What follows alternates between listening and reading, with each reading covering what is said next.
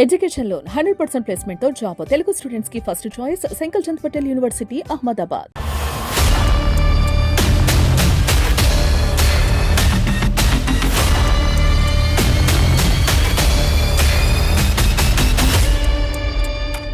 అందరికీ hello hi welcome. Inspiring stories చూసినప్పుడు మనకి జీవితం మీద నమ్మకం బలపడుతుంది. ఎంత కష్టం వచ్చినా కూడా తట్టుకుని ఓర్చుకుని నిలబడి 10 మందికి ఇన్స్పిరేషన్గా ఎగ్జాంపుల్గా నిలిచిన వాళ్ళని చూస్తే మాత్రం మనసు ఎంత పులకించిపోతుంది. మనం ఒక టైంలో చాలా సుపరిచితులు ఆడియన్స్కి, ప్రేక్షకులు, ప్రజలందరికీ కూడా ఆవిడే జ్యోతిరెడ్డి గారు. రైతు కూలీగా తన ప్రయాణాన్ని మొదలుపెట్టి ఒక టైంలో ఆవిడ పొలంలో పనులు చేసుకుంటూ చిన్న పిల్లల్ని చూసుకుంటూ ఏ అండాదండా లేకుండా కష్టపడిన వారు అమెరికా దాకా వెళ్ళి అక్కడ తన ఓన్ కంపెనీకి CEO అయి ఎంతో మంది 100 మందికి పైగా వ్యక్తులకి ఉపాధి కల్పించి ఐటీ రంగంలో తన పట్టేంటో చాటుకున్నారు. ఇవాళ అమెరికాలో ఉంటూ భారతదేశానికి తిరిగి వచ్చి వస్తూ ఇక్కడ కూడా ప్రజల్లో సేవ చేస్తూ ఉండాలనే ఒక సంకల్పంతో తన గ్రాటిట్యూడ్, తన కృతజ్ఞతని చాటుకుంటున్నారు. ప్రస్తుతం కెన్ యూ బిలీవ్ ఈ భవంతిని చూస్తున్నాం కదా, ఇది ఒకప్పటి రైతు కూలీ, ప్రస్తుతం ఒక పెద్ద కంపెనీకి CEO ఇల్లు. జ్యోతిరెడ్డి గారిని మేము స్టూడియోకి ఆహ్వానించడానికి వచ్చాం. వారి కథని మరొకసారి ప్రేక్షకులకి పరిచయం చేయాలి. So I'm going to meet her and వాళ్ళ ఇంట్లో విజువల్స్ కూడా మీకు చూపిస్తాం. ఎంతమంది పెద్ద పెద్ద ప్రముఖులతో ఆవిడ ఫోటోలు ఉన్నాయో చూస్తే వావ్, లైఫ్ ఇంత మారిపోతున్న ఒక్క సంకల్పంతో అనిపిస్తుంది అనమాట. And I'm here. చాలా అందమైన ఈ ఇంట్లో రాగానే ఎంట్రన్స్లో ఒక లవ్లీ గార్డెన్, చక్కగా ప్రశాంతంగా కళకళలాడుతూ ఉండే ఈ గార్డెన్లో మన కోసం జ్యోతిరెడ్డి గారు వెయిట్ చేస్తారు. వెల్కమ్ జ్యోతి గారు. మీ ఇంటికి నేను మీకు వెల్కమ్ చెప్పాను, అది విషయం. Thank you so much. మీరు మా స్టూడియోకి రేపు రావాలి. మీ కథని మరొకసారి మా సుమన్ టీవీ ప్రేక్షకులకి మనం ఆవిష్కరించబోతున్నాం. Thank you. చెప్పకుండా ఇట్లా సర్ప్రైజ్ ఇస్తే ఎట్లా? మార్నింగ్ మీ అనుమతితో మీ ఇల్లు చూడొచ్చా? తప్పకుండా. ఎంత టేస్ట్ఫుల్ గా మీరు ఇల్లు చక్కగా పెట్టుకున్నారో చూస్తాం. For all visitors who ever come my home, I'm really blessed to see all of you and want to show my home. And it is a small but beautiful. స్మాలా? ఇది స్మాలా? అయ్యో బాబోయ్, రండి రండి రండి, ఫాలో మీ. నేనే చూపిస్తూ ఇంటిని. ఇక్కడ చూడండి, ఒక అందమైన, అంటే ఒక లవ్లీ సిట్టింగ్ ఏరియా లాగా పెట్టి ఇక్కడ నుంచి మొదలనమాట ఇల్లు. ఇంటి ముందే ఒక కబానా ఉంది. ఇక్కడ చక్కటి ఈ ఆర్చ్వేలో రండి రండి రండి ఇలా వెళుతూ మనం, సో ఇక్కడేమో మనం చక్కగా గార్డెన్ ఎక్స్టెండ్ అవుతోంది. చక్కగా పెరడు అందంగా కళకళలాడుతూ మంచి ఆర్చ్వే టేస్ట్ఫుల్గా కట్టారనమాట. వెనకాలంతా కూడా మనకి చక్క పళ్ళ చెట్లు ఉన్నాయి, బోల్డని కనిపిస్తున్నాయి. యాపిల్ చెట్లా అనిపిస్తుంది ఇక్కడ చూస్తుంటే. యాపిల్స్ యాక్చువల్లీ మన హైదరాబాద్లో చెట్లకి యాపిల్స్ కాస్తున్నాయి అంటే ఇదిగో అక్కడ చూస్తున్నాం కదా, యాపిల్ చెట్టు అనమాట. సార్ నమస్కారం. బాగున్నాను sir. Right, welcome. So to our frame. So Jyothi garu, can we step in? yes please, welcome. మీరు you are such a source of inspiration మా అందరికీ. ఇక్కడికి వచ్చాము, మనం లివింగ్ రూమ్లోకి వస్తున్నాము.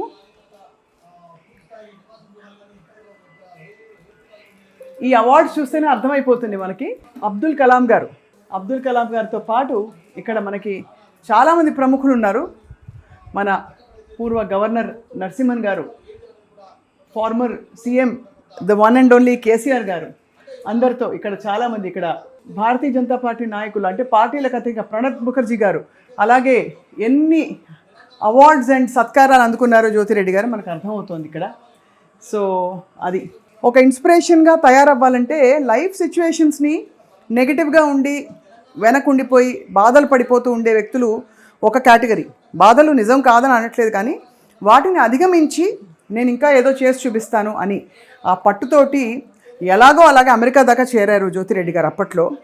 ఆ తర్వాత అక్కడ కష్టాలు పడుతూ ఏవేవో ఎక్స్పీరియన్సెస్ అండర్గో అయ్యి వాటన్నిటిని పక్కన పెట్టి today she has her own company. America నుంచి 2 పిల్లల్ని చాలా బ్యూటిఫుల్గా సెటిల్ చేశారు. అండ్ వాటితో పాటు మనం చూసినందుకో పిల్లలు ఫోటోలు ఇక్కడ ఉన్నాయి, అందరి ఫోటోలు. సో అదనమాట. అండ్ ఇక్కడ చూస్తున్నాం మనం వాళ్ళ family photo. What a beautiful family. And ఇక్కడ నుంచి ఇంకా కొంచెం పర్మిషన్ తోటి మనం ఇంకొక లవ్లీ ఏరియా చూపించబోతున్నాం.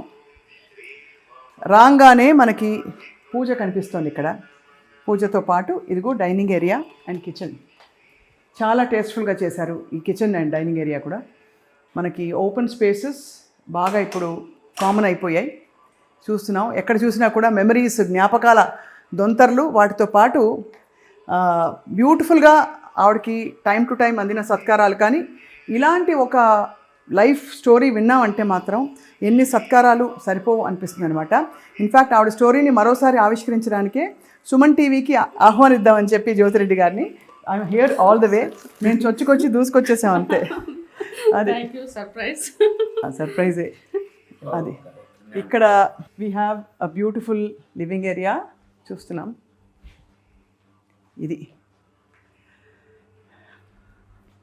ఇదిగో జీవిత సారం అంతా ఇక్కడే ఉంది.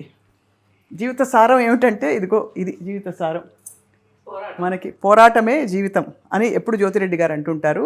అయినా నేను ఆగిపోలేదు, అయినా నేను ఓడిపోలేదనే బుక్ కూడా రాశారు జ్యోతిరెడ్డి గారు. సో ఇప్పుడు లేటెస్ట్గా with all these beautiful memories and all her experience, వారు ఏం చేయబోతున్నారు, వాళ్ళ ప్రణాళికలు ఏంటి, అండ్ 10 మందికి ఏం మంచి మాటలు చెప్తారు. Let's talk to her. Jyothi garu, we invite you to our studio. తప్పకుండా మీరు రావాలి మా స్టూడియోలో. మళ్ళీ మీ ఎక్స్పీరియన్సెస్ లేటెస్ట్గా మీరు చేస్తున్న మంచి కార్యక్రమాలు మాతో పంచుకోవాలి. తప్పకుండా. Thank you my dear. Thank you for letting us into your house. అదనమాట.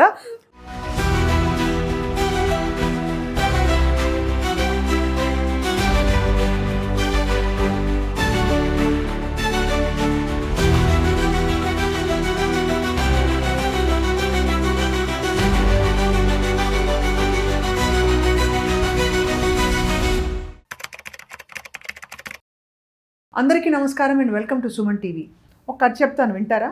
ఎప్పుడో ఎన్నో ఏళ్ల క్రితం ఒక గ్రామంలో దాదాపు కూలి పని చేస్తున్న ఒక మహిళ 2 బిడ్డల్ని పెట్టుకుని చాలా కష్టపడి అసలు ఇల్లు ఎలా గడుస్తుందో తెలియని పరిస్థితి అనమాట. ఇంకా అక్కడ కష్టాల కడలి మనం చెప్పుకోవడానికి బోల్డ్ అని ఉంటాయి విషయాలు. అక్కడి నుంచి అకస్మాత్తుగా తన జీవితాన్ని తన చేతిలోకి తీసుకుని చదువుకుని అమెరికా దాకా వెళ్ళి ఏదో చిన్న కొట్లో ఉద్యోగం చేయడం అదేది కాదు. ఐటీ కోర్సెస్ చేసి అక్కడ ఒక ఐటీ సాఫ్ట్వేర్ రిక్రూట్మెంట్ ఫర్మ్ పెట్టి చాలా ప్రాజెక్ట్ టేకప్ చేసి ఇవాళ ఒక మల్టీ మిలియనియర్ అయ్యారు. ఇదేదో ఆర్థిక విజయం అని చెప్పడం కాదు, మనిషి సంకల్పం ఉంటే ఎంత అసలు దూసుకెళ్ళిపోయి తను ఒక ఎగ్జాంపుల్ లాగా కష్టాలని దూసుకుంటూ వెళ్ళిపోవచ్చో చెప్పే ఒక చాలా అందమైన వాస్తవం. ఇది కథ కాదు. ఎన్ని జరిగినా తను ఓడిపోలేదు. తన కథని మీరు గతంలో చూసుంటారు, బట్ మళ్ళీ వినడం మనందరికీ అంత బాగుంటుంది. ఆవిడే జ్యోతిరెడ్డి దుడిపాల గారు. జ్యోతిరెడ్డి గారు ప్రస్తుతం ప్రవాస తెలుగు నారిగా మహిళగా అమెరికాలో ఉంటూ పిల్లల్ని చక్కగా సెటిల్ చేసి ఇప్పుడు భారతదేశం తిరిగి వచ్చారు. ఇంత కష్టాలు పడి ఎందుకు తిరిగి వచ్చావు అని అడగబోద్దు అవుతుంది కదా. ఓకే, కనుక్కుందా ఆవిడ మనతో ఉన్నారు ప్రస్తుతం. జ్యోతి గారు, వెల్కమ్. మీ కథ చెప్పినప్పుడల్లా ఎన్నిసార్లు 2-3 సార్లు నేను మిమ్మల్ని పలకరించాను on screen. But I'm so moved, my heart is filled with joy. And మీతో ఇంటరాక్ట్ అవుతున్న కొద్దీ మీ వ్యక్తిత్వం ఏంటో తెలుస్తోంది. Very happy to meet you. Thank you. Nice to meet you Swapna. Always you are the best. Thank you. ఇప్పటికీ నేను కళ్ళ నీళ్ళు వస్తున్నాయి చూడండి. ఫస్ట్ మనము రేడియోలో చేసాము, ఆ తర్వాత ఒక ఛానల్లో, టీవీ ఛానల్లో మిమ్మల్ని ఇంటర్వ్యూ చేశాను. ఇప్పుడు మళ్ళీ ఎందుకు అని అడిగితే నేను ఒకటే చెప్తాను, ఇంకా తెలియాల్సిన విషయాలు, అసలు ఏమిటి అంత పట్టుదల, ఎక్కడి నుంచి అంత పాజిటివిటీ వస్తుందో తెలుసుకోవాలని ఉంది మాకు. కరెక్టే. అది పెరిగిందేమో అనాథాశ్రమంలో. మేము 5 పిల్లలు అమ్మ నాన్నకు. నాన్న ఒక 22 గుంటల భూమి ఓనరు. 22 గుంటలు అంటే ½ ఏకర్ ల్యాండ్, వ్యవసాయదారుడు. సో 5 పిల్లలము. చాలాని జీవితం, బిలో పావర్టీ లెవెల్. నాన్నకు పిల్లల్ని మంచి స్టేజ్లో చూడాలని ఉంటుంది, కానీ సరైన సౌకర్యాలు ఇవ్వలేని పరిస్థితి పాపం. నాన్న వెంకటరెడ్డి, అమ్మ సరస్వతి. మాది ఊరు వచ్చేసి నరసింహులగూడెం. చాలాసార్లు చాలా ఇంటర్వ్యూలో చెప్పారు, కానీ చూసేవాళ్ళు మారుతూ ఉంటారు కాబట్టి. అవును. అండ్ మన పుట్టుపూర్వోత్తరాలు కూడా మారవు కదా, అవే చెప్పాలి కాబట్టి రిపీట్ అవుతుంది. బట్ స్టిల్ ఇట్ ఈస్, ఇప్పుడు ఈ కాలంలో పిల్లలు ఊరికే వీక్ అయిపోయి చిన్న దానికే బలహీనమైపోయి ఆత్మహత్య చేసుకోవటం, రాంగ్ డెసిషన్స్ తీసుకోవటం.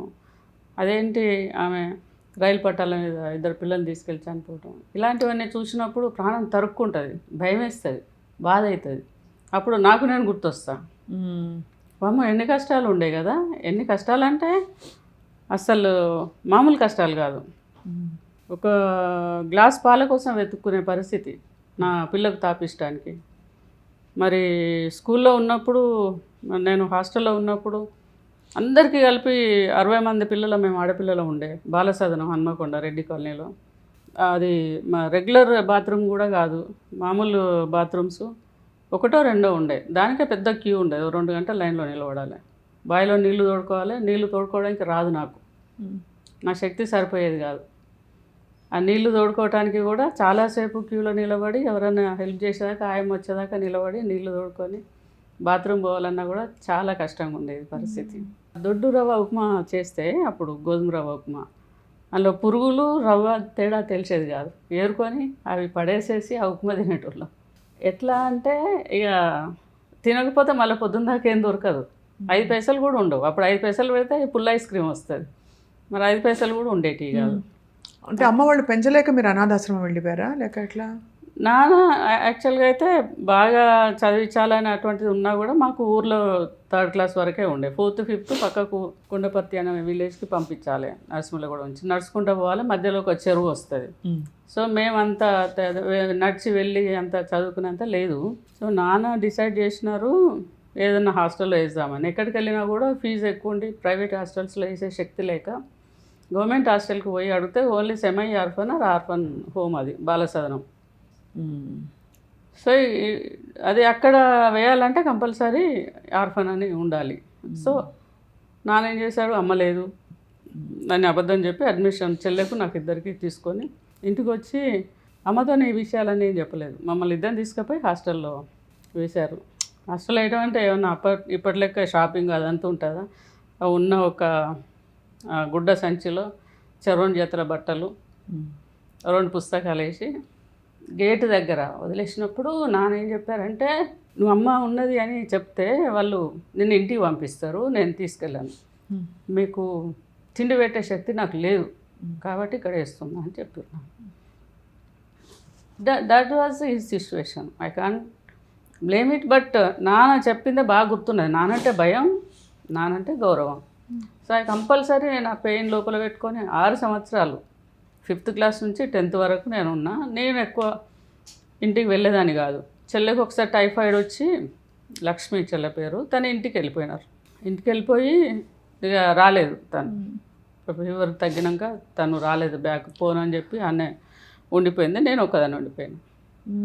ఈ సమ్మర్ హాలిడేస్ వచ్చినప్పుడు కూడా నేను వార్డెన్ ఇంట్లోనూ, సూపరింటెండెంట్ వాళ్ళ ఇంట్లోనూ వాళ్ళకి ఏదైనా హెల్ప్ చేసుకుంటే అక్కడే హాస్టల్నే ఉండేదాన్ని. అందరు వెళ్ళిపోయేటోళ్ళు, ఒక 2-3 ఉంటారు. అసలే పేరెంట్స్ లేని వాళ్ళు ఒక 2-3 ఉండేటోళ్ళు, వాళ్ళతో పాటు నేను ఉండేదాన్ని. చాలా రేర్గా నేను ఇంటికి వెళ్ళేదాన్ని, ఎప్పుడన్నా ఒకసారి. సో దట్ వే హార్డ్షిప్ అంటే ఏందనేది నాకు అప్పటి నుంచే ఉన్నది. 9 ఫుడ్ తిని అక్కడే 5 ఏళ్ళు అలా పెరిగారు. అప్పుడు అమ్మ గుర్తొచ్చేదా బాగా? చాలా. ఇప్పుడు ఎప్పుడన్నా కష్టమైనప్పుడు హగ్ చేయటానికి ఎవరు ఉండరు కదా, మనల్ని ఎవరు దగ్గర తీసుకోరు. అండ్ ఏమనుకోకండి ఇది ప్రస్తావిస్తున్నానని, అదే టైంలో మీరు మెచ్యూర్ అయి ఉంటారు. నేను 9th క్లాస్లో ఉన్నప్పుడు నాకు మెచ్యూరిటీ వచ్చింది. తెలియదు అది మెచ్యూరిటీ అని. అక్కడ ఒక రావి చెట్టు ఉండే మా హాస్టల్లో. ఆ చెట్టు కింద కూర్చుంటే ఇసుకంతా తడిస్తే అప్పుడు గుర్తు. చెప్పేవాళ్ళు కూడా లేరు కదా? లేరు. మాకు వార్డెన్ ఉండే కానీ తను మధ్యాహ్నం తర్వాత ఇంటికి వెళ్ళిపోతారు, అక్కడ ఉండరు. సో 3-4 ఆ టైంలో ఇట్లా అయ్యేసరికి హాస్టల్లో శాంతి అక్క అని ఒక అక్క కొంచెం నన్ను ప్రేమగా చూసుకునేది, మామనూరు క్యాంపు నుంచి ఉండే తను. సో అక్కకు చెప్పిన నేను, అక్క నాకు ఇట్లా అవుతుంది అని అంటే, ఓ నువ్వు పెద్ద మనిషి అయినావు అని చెప్పి తీసుకెళ్ళి అది ఒక దగ్గర కూర్చోబెడతారు. అట్లా కార్యక్రమం అట్లా చేశారు. ఇక అలా స్పెషల్ అంటూ ఏముండదు. ఇప్పుడు లెక్క అప్పుడు చికెన్ పెట్టుడు అట్లాంటివి కూడా లేదు. ప్రాపర్ ఫుడ్ ఉండదు, ప్రాపర్గా చెప్పులు ఉండవు కాళ్ళకు, స్కూల్ బ్యాగ్ ఉండదు. ఏదో గవర్నమెంట్ హాస్టల్ కదా అప్పుడు, ఇప్పటి లెక్క రూల్స్ మాట్లాడేటోళ్ళు అడిగేటోళ్ళు కూడా ఉండరు. ఏదో ఉన్న తిన్నామా పోయినామా. నాకు బాగా గుర్తు, November 14th రోజు నేరేళ్ళ వేణుమాధవ్ గారు ఒక చాక్లెట్ ఇచ్చేటోళ్ళు అక్కడికి వచ్చి. ఆ కుకీ కోసము 14th November ఎప్పుడు వస్తుందని ఎదురు చూసేటోళ్ళు. ఆ శోభ గారు తను ఇద్దరు వచ్చేటోళ్ళు. ఆ రోజు ఒక చిన్న బ్లాంకెట్ కప్పుకోవడానికి, వింటర్ కదా నవంబరు, ఆ బ్లాంకెట్ కోసం, ఆ చాక్లెట్ కోసం ఎదురు చూసేటోళ్ళు అందరం. ఇప్పుడు మీరు ఎప్పుడు అక్కడి నుంచి విడుదలయ్యారు? హాస్టల్ నుంచి బయటికి ఎప్పుడు వచ్చారమ్మా? నేను 85 నా మ్యారేజ్ అయింది. 84 రాగానే పెళ్లి చేస్తారు? రాగానే. అప్పుడు కూడా మీది ఎంత వయసు ఉంటుంది? చిన్నపిల్లే? 16, 10th అయిపోగానే సో నాకు 15 ఎండింగ్ ఉంటుంది, ఒక క్లాస్ మిస్ చేసిన నేను, కాబట్టి 15కి అయిపోయింది. అప్పుడు నాన్న సర్టిఫికెట్ల డేట్ ఏదో మేనేజ్ చేసి ఎగ్జామ్ రాపిచ్చారు. ఇంటికి వచ్చినాం. అయితే నేను వత్సలాదేవి గారి దగ్గర మా సూపరింటెండెంట్ ఒక 110 రూపాయలు తన దగ్గర అప్పడుకొని నాకు బైపీసీ చదవాలని ఉండే. నేను అడ్మిషన్ తీసుకున్నా ఆంధ్ర బాలిక కాలేజు వరంగల్లో, అక్కడ నేను అడ్మిషన్ తీసుకున్నా గర్ల్స్ కాలేజీలో. నాన్నకు ఆ విషయం తెలిసి బాగా కోప్పడి, అట్లా కుదరదు, నువ్వు బైపీసీ చదువుకుంటే నేను డాక్టర్ని తీసుకొచ్చి నీకు ఎక్కడ పెళ్లి చేస్తా, నాకు డబ్బులు లేవు, నేను ఫీజులు కట్టలేను, కుదరదని చెప్పి ఊర్లోకి తీసుకెళ్ళి పక్క ఊర్లో తిమ్మాపూర్ అని ఒక ఊర్లో స్కూల్ ఉంటుంది, ప్రైవేట్ స్కూల్. ఆ ప్రైవేట్ స్కూల్లో 150 రూపాయలకు 140 రూపాయలకు అక్కడ ఉద్యోగులు పెట్టించారు. ఆడ చదువుకునేటప్పుడు ఈ సంబంధం వచ్చింది, పెళ్లి చేస్తారు. నా పెళ్లి చేశారు. దూర బంధువులు, వాళ్ళ ఇంట్లో ఎవరో ఒక అబ్బాయి తప్పిపోతే వాళ్ళు వెతుక్కుంటూ అక్కడికి వచ్చి ఈడ సరస్వతి బిడ్డ అంటే బంధువులు, అమ్మకు అన్న కొడుకు, ఈయన పెద్దమ్మ కొడుకు. సో అక్కడికి రావటం వల్ల అప్పుడు చెల్లె నాకన్నా హైట్ ఉంటుంది, నాకన్నా కొంచెం హెల్దీగా ఉంటుంది తను. సో చెల్లెకి ముందు పెళ్లి చేద్దాం, నాకు వద్దు అని నేను చెప్పిన. వాళ్ళు వచ్చిన వాళ్ళు చెల్లెను చూసారు, నన్ను చూశారు. ఇంటికి పోయి పెద్దవని చేసుకుంటాం, చిన్న వద్దు అని అంటే నాన్న వెళ్ళి మాట్లాడి పెళ్ళి ఓకే చేసుకొని జేబులో 500 ఉంటే పెట్టి టవల్ కప్పి మా పిల్లని మీకు ఇస్తున్నాం అని చెప్పేసి వచ్చారు. వచ్చి అమ్మతో చెప్తుంటే నేను విన్నా, అమ్మ నాకు ఇప్పుడే పెళ్ళొద్దు, నేను చదువుకుంటానంటే అట్లా కుదరదు, నాన్న చెప్పినట్టు వినాలని. ఇక మా నాన్న కోపం వచ్చి అమ్మని తిడుతుండే, ఎదురు మాట్లాడతారా నాకు ఎదురు చెప్పేటోళ్ళు లైన్లో, మీకు తెలుసా నాకు తెలుసా అని చెప్పి. ఈ గొడవ అంతా ఎందుకు సపరేట్గా పెళ్లి చేసుకుంటే అయిపోతుంది. పెళ్ళి అయిపోయింది. ఇంపార్టెంట్ విషయం ఏంటంటే ఇమ్మీడియట్గా ఫస్ట్ మ్యారేజ్ డే వరకు ఒక అమ్మాయి, సెకండ్ మ్యారేజ్ డే వరకు ఇంకొక అమ్మాయి, అంతే. 17th year 18th year.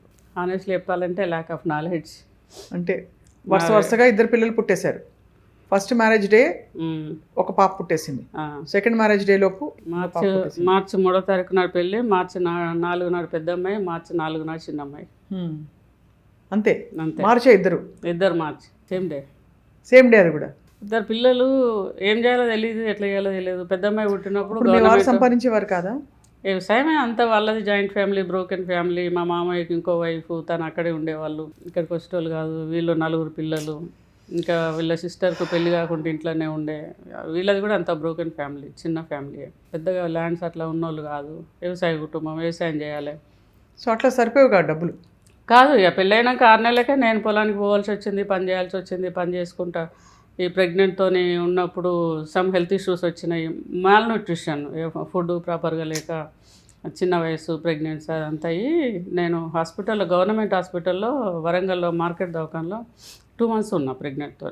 వాళ్ళు అయితే తల్లి చచ్చిపోతా లేకపోతే పిల్ల చచ్చిపోతుంది అని చెప్పిళ్ళు.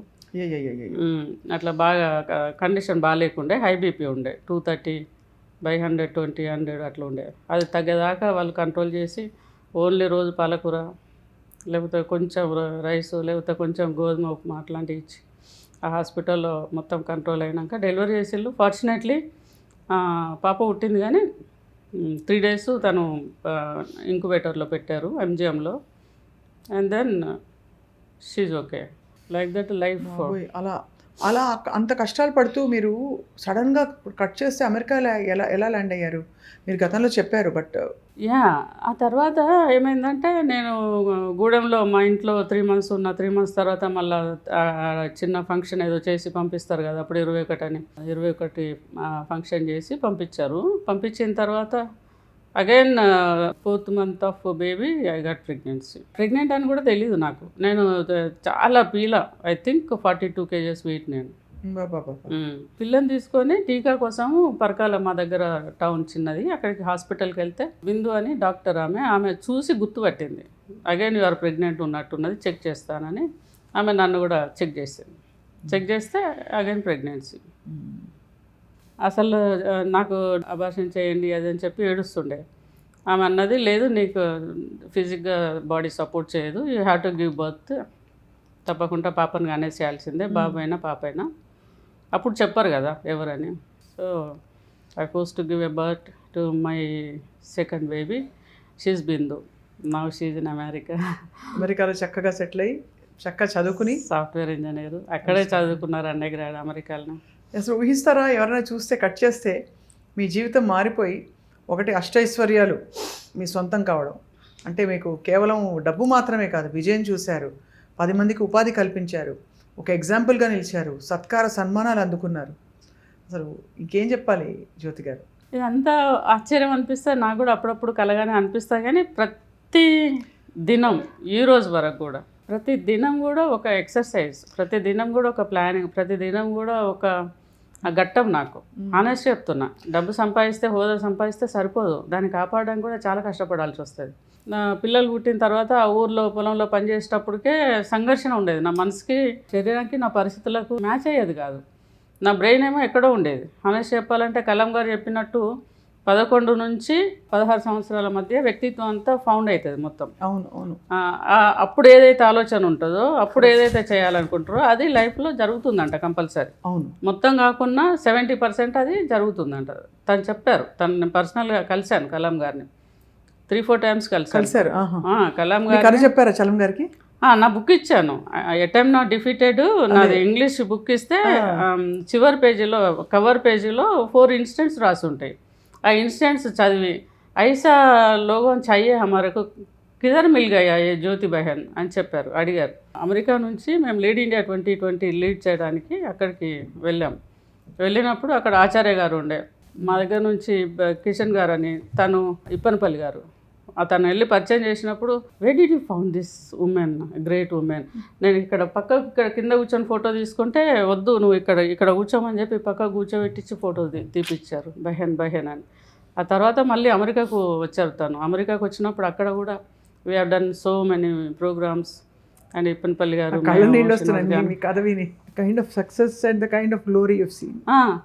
I seen that. తనతో ఉన్నప్పుడు నాకు చాలా 18 to 35 years వాళ్ళను మీరు వర్క్ చేయాలి వాళ్ళ కోసం అని అంటే, అప్పటి వరకే నేను స్కూళ్ళల్లో వెళ్ళటము, ప్రోగ్రామ్స్ చేయటము.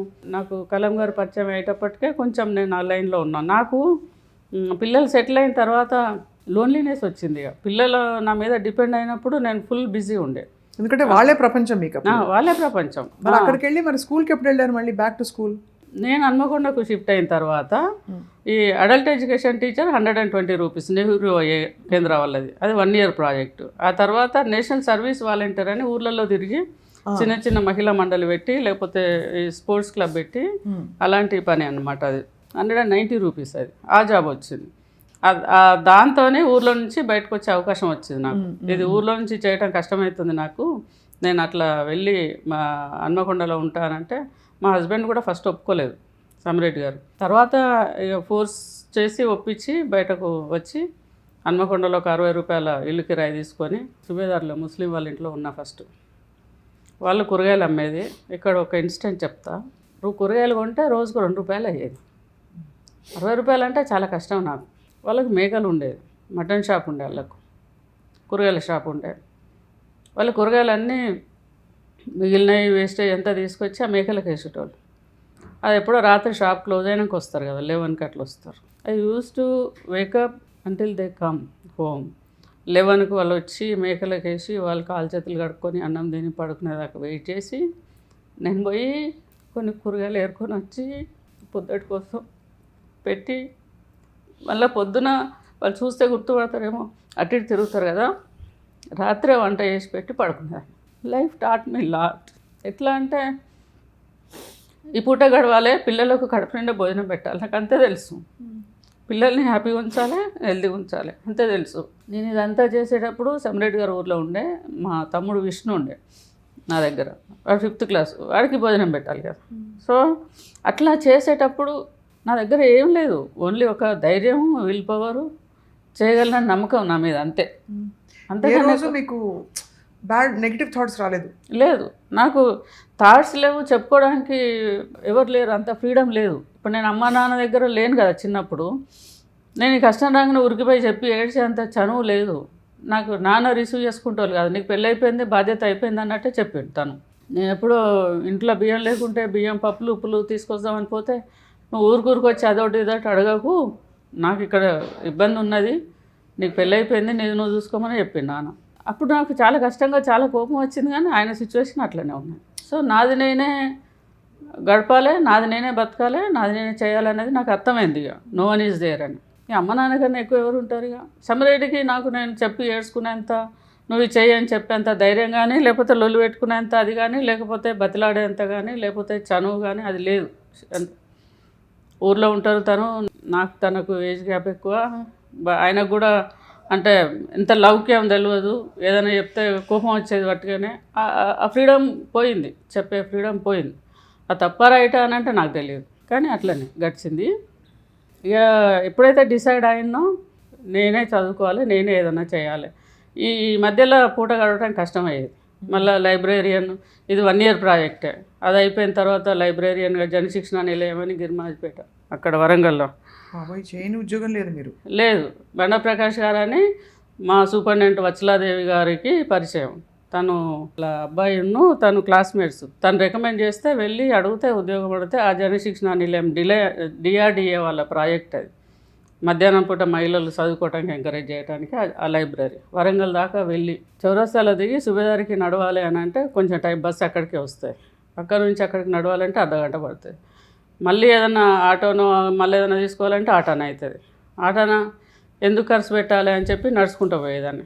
ఈ పోయే క్రమంలో ఆటోనకు 6 అరటిపళ్ళు వస్తే నా పిల్లలకు రేపు పొద్దుటికి అవుతుందని అరటిపళ్ళు కొనుక్కొని పోయేదాన్ని రోజు. నా పెద్ద బిడ్డకు అరటిపళ్ళు అంటే ఇష్టం. అట్లా ప్రతి పావుల, ప్రతి రూపాయి, ప్రతి 10 పైసలు అకౌంటబులే అప్పుడు. సో అట్లా గడిచేది రోజు. మీరు అయినా ఓడిపోలేదు? ఓడిపోలేదు. నా బిడ్డలు కూడా ఓడిపోవద్దు, నా బిడ్డలు కూడా మంచిగా ఉండాలి. నేను ఉన్నట్టు తిండి లేకుండా, బట్టకు లేకుండా, పొట్టకు లేకుండా, చెప్పులు లేకుండా బతకొద్దు. అయితే బాగా కోపం వచ్చేది, బాధ అయ్యేది. అంటే కొంచెం జ్ఞానం వచ్చినప్పుడు ఆలోచించేది, నా లైఫ్ ఎందుకు ఇట్లున్నది అని. నాకు నచ్చేది కాదు అసలు, చచ్చిపోవాలని అనిపించేది. కానీ చచ్చిపోతే పిల్లలు ఆగమవుతారు కదా. సో ఆ ప్రయత్నం కూడా చేసిన, పొలంలో పని చేసినప్పుడు. అది చాలాసార్లు చెప్పిన నేను. నా బిడ్డను ఎత్తుకొని పోతా అంటే నా చిన్న బిడ్డ అమ్మ అమ్మ అని పిలిస్తే వచ్చి, ఆ రోజు ఇట్ వాజ్ ఇన్ 88. ఆ రోజు నేను ప్రామిస్ చేసుకున్నా, I don't want to go with any decisions ఫ్యూచర్లో అని చెప్పి అప్పుడు స్టాప్ చేసి అప్పటి నుంచి ట్రై చేస్తూనే ఉన్నా. ప్రయత్నం ఎప్పుడైతే హన్మకొండకు వచ్చినో డెఫినెట్గా ఏదో ఒకటి చేయగలని నమ్మకం డెవలప్ అయ్యి, అక్కడ కూడా పూట గడవడం కష్టమైతే భాగ్య అని నా క్లాస్మేట్కు టైలర్ షాప్ ఉండే, బట్టల షాప్ చిన్నది. వాళ్ళ ఇంటి ముందట ఇట్లా మిషన్ పెట్టుకొని కుడతారు. దాన్ని బతిలాడి ఒక పాత మిషన్ తెచ్చుకొని ఇంట్లో పెట్టుకొని రాత్రిపూట పెట్టికోట్స్ కుట్టేదాన్ని. ఒక పెట్టికోట్ కుడితే ₹1. మెటీరియల్ కూడా అదే ఇచ్చేది. పాపం జనరల్గా ఇయ్యరు, కానీ నాకు ఇచ్చేది అది. నేను పూట గడవటం కష్టమవుతున్నా. ఎక్కడున్నదో భాగ్య థ్యాంక్ యూ. తెలీదు, ఈ మధ్య కలవలే. అయితే అట్లా రోజుకు 15-20 పెట్టికోట్స్ కుడితే ₹15-20 సంపాదించేదాన్ని. దాంతో గడవడం ఇల్లు. ఒక్కరోజు ఇదే అరటిపళ్ళు వేస్తే ఆ పేపర్లో open university degree 10th class pass అయితే చాలు, 20 ఏళ్ళ వయసు ఉంటే చాలు అనేది చూస్తే ఈ ₹325 ఫీజు పరాణం. సో ఐ కెన్ అఫోర్డ్ అది కదా.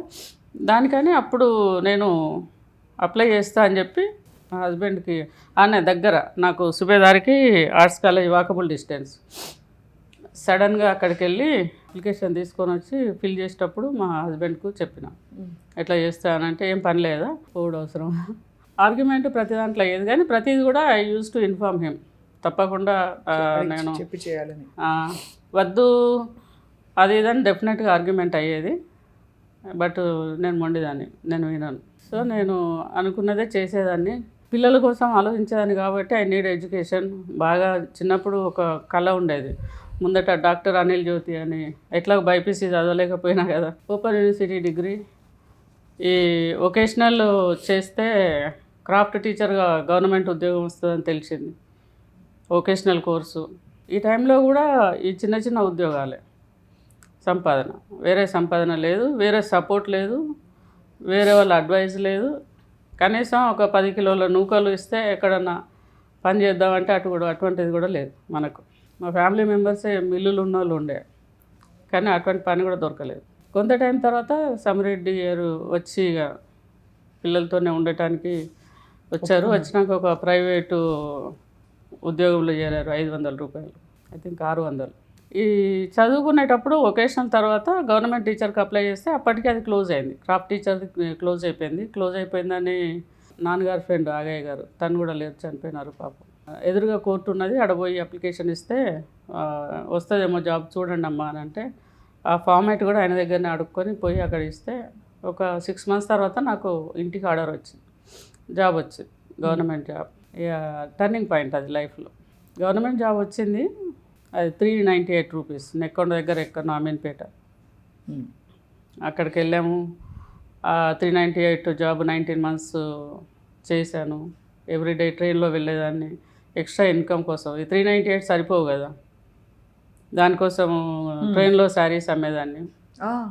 మళ్ళీ నీలాంటి వాళ్ళని పట్టుకొని శారీస్ అమ్మి శారీ మీద 20 రూపాయలు సంపాదించేదాన్ని. బా, ఎంత చొరవ తల్లి మీకు, అసలు హ్యాట్స్ ఆఫ్. ఇప్పుడు చెప్పుకుంటే ఒక ఆల్మోస్ట్ ఎంత డ్రామాటిక్, ఎంత సినిమాటిక్ ఇదిలా ఉంది. అసలు ఒక కథలో కూడా ఇన్ని మలుపులు ఉండవు. అలాంటిది మీరు బ్రతుకు తెరువు కోసం ఏదో ఒకటి చేసి గౌరవంగా నేను సంపాదించుకోవాలని ఒక కంకణం కట్టుకున్నారు. టైపిస్ట్ జాబ్ వస్తే కొంచెం కూర్చొని పని చేయొచ్చు, ఈ తిరుగుడు ఇదంతా కష్టమవుతుందని టైప్ రైటింగ్ నేర్చుకున్నా. I want to share this bad experience for good sign.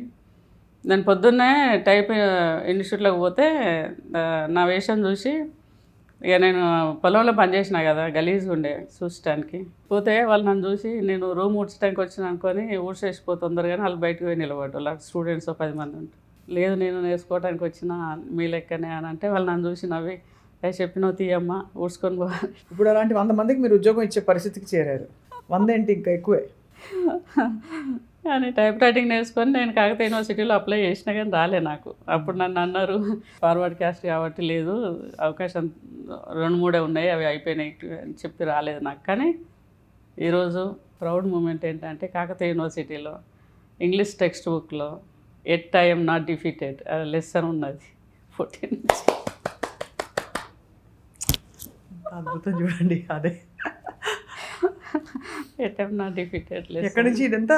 Of course మీ సంకల్ప బలం చాలా గట్టిది. మీరు ఎంత మీరు అంటే ఒక ఆడపిల్లకు ఉండవలసిన బాధలు, ఎమోషన్స్ అన్నీ ఉన్నాయి. ఇప్పుడు మీరు అమెరికా వెళ్ళడం అనే మలుపు, అఫ్కోర్స్ కొంత నాకు ఇంకా గుర్తు, మీరు లాస్ట్ టైం చెప్పినప్పటిది. అక్కడికి వెళ్ళి ఎలాంటి కష్టాలు పడ్డారు, ఎలా ఎక్కడెక్కడ తలదాచుకున్నారు అని. బట్ ఆ పెద్ద సక్సెస్ మీరు ఎప్పుడు చూసారు అమెరికాలో ఫస్ట్? ఈ జాబ్ వచ్చినాక రెగ్యులర్ అయింది నాకు. 95లో రెగ్యులర్ టీచర్ అయింది. రామకృష్ణాపూర్లో చేస్తుండే జాబ్. 4 years జాబ్ చేసిన. టీచర్గా చేసినప్పుడు I was into union, teachers union ఏపీటీఎఫ్లో ఉండే, మండల్ ప్రెసిడెంట్ ఉండే, బాగా అగ్రెసివ్ ఉండే. ఈ సాయంత్రం పూట టైం వేస్ట్ అవుతుందని చిట్టీలు నడిపేదాన్ని, పార్ట్ టైం చిట్టీలు. అందులో డబ్బులు జీతానికన్నా ఎక్కువ సంపాదించేదాన్ని. పిల్లల్ని పొద్దున్న స్కూల్లో డ్రాప్ చేసిపోయి లూనా కొనుక్కున్నా. ఫస్ట్ లూనా మీద పిల్లల్ని ఆడ డ్రాప్ చేసిపోయేదాన్ని. మళ్ళీ వచ్చేటప్పుడు తీసుకొని వచ్చేదాన్ని. వచ్చే వాళ్ళని ట్యూషన్లో వదిలేసి చిట్టీల పైసలు వసూలు చేసుకోండి. ఇక అట్లా. అండ్ ఎడ్యుకేషన్ కూడా స్టాప్ చేయలేదు. కాకతీయ యూనివర్సిటీలో మాస్టర్స్ చేసినాను, ఎంఫిల్ అప్లై చేసిన, పిహెచ్డి కూడా నాకు తర్వాత అమెరికా పోయిన తర్వాత పిహెచ్డి అడ్మిషన్ వచ్చింది. రాములు గారు నా గైడు అక్కడ. కానీ పిహెచ్డి కాకతీయ యూనివర్సిటీలో చేయలేదు. నేను కేప్టౌన్ యూనివర్సిటీలో అడ్మిషన్ తీసుకున్నా. అక్కడ కూడా ఇన్కంప్లీట్ ఉన్నది, ఇప్పుడు ఇంకా చేయలేదు. ఈ 97లో మా కజిన్ ఒక ఆమె అమెరికా నుంచి వస్తే ఆమెను చూసి, ఆమె స్టైల్ చూసి, ఆమె ఖర్చు పెట్టే విధానం చూసి, నల్ల కళ్ళద్దాలు పెట్టుకొని అట్లా చూసి నేను కూడా అద్దాలు పెట్టుకొని కారు నడపాలి. చిన్న కోరిక కానీ ఒక పెద్ద విజయం సంపాదించి పెట్టింది అది. ఇవాళ టుడే జ్యోతి గారు silly but that is true. తనని చూసి తననే అడిగి ఇట్లా వస్తే సక్సెస్ అవుతా అంటే, maybe you will success because ఎక్కడో పొలంలో పనిచేసిందని ఇలా వచ్చి. అప్పుడు నేను కంటికొండ కొనుక్కున్నా. ఓ మస్తు స్టైల్ కొట్టేదాన్ని, అద్దాలు పెట్టుకొని స్టైల్ కంటికొండ నడుపుడు అట్లా. కానీ అట్లా లక్షల రూపాయలు ఇట్లా ఖర్చు పెడతా అంటే చూసి షాపింగ్లో, అంటే మనం అమెరికా పోతే మనం కూడా ఇట్లా సంపాదించవచ్చు అని. ఇక్కడ 5,500 వచ్చేది నా జీతం. సో అదే మీకు 10 పైసల నుంచి ఎంత పెద్ద జంప్, చాలా పెద్ద జంప్. అదే కాదు 398 చాలా హ్యూజ్ మనీ నాకు. స్టార్టింగ్లో 120 రూపాయలే హ్యూజ్ మనీ నాకు. ఎందుకంటే 120 రూపాయలు నాకు కావాలంటే అయితే అత్తగారిని అడుకోవాలి, లేకపోతే హస్బెండ్ని అడగాలి, లేకపోతే బావని అడగాలి, లేకపోతే పోయి మా నాన్నని అడగాలి. మా నాన్న అయితే ఇయ్యనని చెప్పారు ఓపెన్గానే, నాకు ఇంకా బాధ్యతలు ఉన్నాయని. So it was very huge thing for me. పెద్దగా అమ్ముకుందామనంటే మన దగ్గర బంగారం కూడా లేదు. సో జీరో, అసలు హోపే లేదు అక్కడ. మనకు అవకాశం లేదు, కొట్లాడటానికి కూడా అవకాశం లేదు. పాపం ఆయన కూడా ఏం చేయలేడు నాకు తెలుసు. పొద్దంతా పని చేస్తే పొలంలో ఏదో 5-10 బస్తాలు పడితే అది వాళ్ళకు గడవటానికే సరిపోతుంది అంతే. ఇప్పుడు అమ్మ వాళ్ళు ఉన్నారా ఇద్దరు? లేరు, అమ్మ నాన్న చనిపోయినారు. ఆ నాన్న ముందు చనిపోయినారు, అమ్మ మొన్న 2021 చనిపోయినారు. అయితే అమెరికాలో మీరు చూసిన బిగ్గెస్ట్ మనీ ఎప్పుడు జరిగింది అది? అంటే ఇక్కడ నుంచి నేను ఫస్ట్ అమెరికాకు పోవాలని ఆలోచన వచ్చినప్పుడు దానికోసం మళ్ళీ సాఫ్ట్వేర్ కోర్సెస్ కొని నేర్చుకొని ఇక్కడ మాస్టర్స్ అయిపోయింది కదా, సాఫ్ట్వేర్ పీజీడీసీ చేశాను. తర్వాత ఇక్కడ హైదరాబాద్లో హిమాయత్ నగర్ వచ్చి, హిమాయత్ నగర్లో విసిఎల్ కంప్యూటర్స్ అని ఉండే అప్పుడు, we are talking about year of 98. అక్కడ కొంచెం కోర్సెస్ నేర్చుకొని ఈమెయిల్ ఐడి క్రియేట్ చేస్తేనే మస్తు మనకి ఇంగ్లీష్ మస్తు తెలిసిపోయింది అంత పోజులు. అక్కడ దిగినాక తెలిసింది మనకేం రాదు అని, మనకేం రాలేదు, ఇప్పుడు నేర్చుకోవాలని స్టార్ట్ అయింది. అయితే ఫస్ట్ 2 times నేను H1 అప్లై చేసినా కానీ అన్ఫార్చునేట్లీ నాకు H1 రాలేదు, రిజెక్ట్ అయింది. అక్కడ ఒకసారి రిజెక్ట్ అయింది, ఇక్కడ ఒకసారి రిజెక్ట్ అయింది. అయినాక మళ్ళీ మా ఫ్రెండ్, నా కొలీగ్ శ్రీరంజని అని ఉండే, దానికి వాళ్ళ అన్నకు కంపెనీ ఉండే, వాళ్ళ అన్న శ్రీకాంత్ గారు లేరు ఇప్పుడు, పాపం హార్ట్ అటాక్ వచ్చి చనిపోయినారు.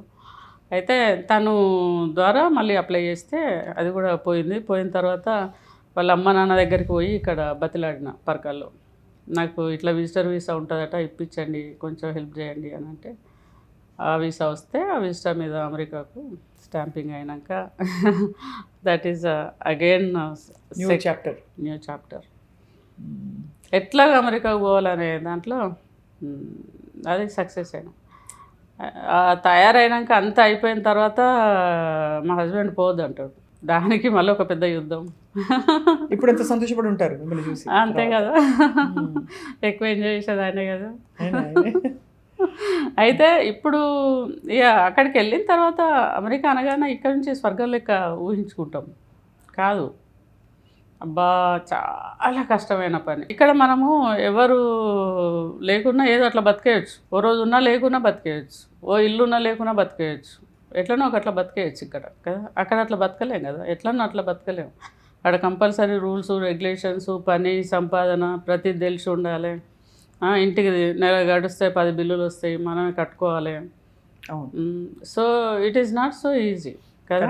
నేను ఫస్ట్ పోయినప్పుడు పేయింగ్ గెస్ట్గా ఉన్నా $300 ఒక గుజరాతీ ఫ్యామిలీలో, న్యూజెర్సీలో ఓక్ ట్రీ రోడ్లో ఉన్నా, హిల్ టాప్ అపార్ట్మెంట్స్ అని. వాళ్ళంతా ఫిల్ ఉండి రూమ్లో బెడ్ ఇస్తే 400, హాల్లో సోఫా దగ్గర పడుకుంటే 300. నేను 300 చూస్ చేసుకొని హాల్లో సోఫా కాడ పడుకునేదాన్ని. ప్రతి చోట మీరు అంటే ఎంత ఏ సవాలు వచ్చినా నాకెందుకు నేనెందుకో ఆగిపోలేదు కాబట్టి మీకు ప్రతి చోట పరిష్కారం విజయమే వచ్చింది. అంతే, నేనే ఇవాళ అనుకోవాలి, ఆలోచించాలి, రేపు ఏం చేయాలి, రేపు అది సక్సెస్ అవుతుంది కాదు, కింద పడతాం లేస్తాం, మళ్ళీ ఆలోచించాలి, మళ్ళీ ఒకటి పట్టుకోవాలి, మళ్ళీ పోవాలి, మళ్ళీ చేయాలి.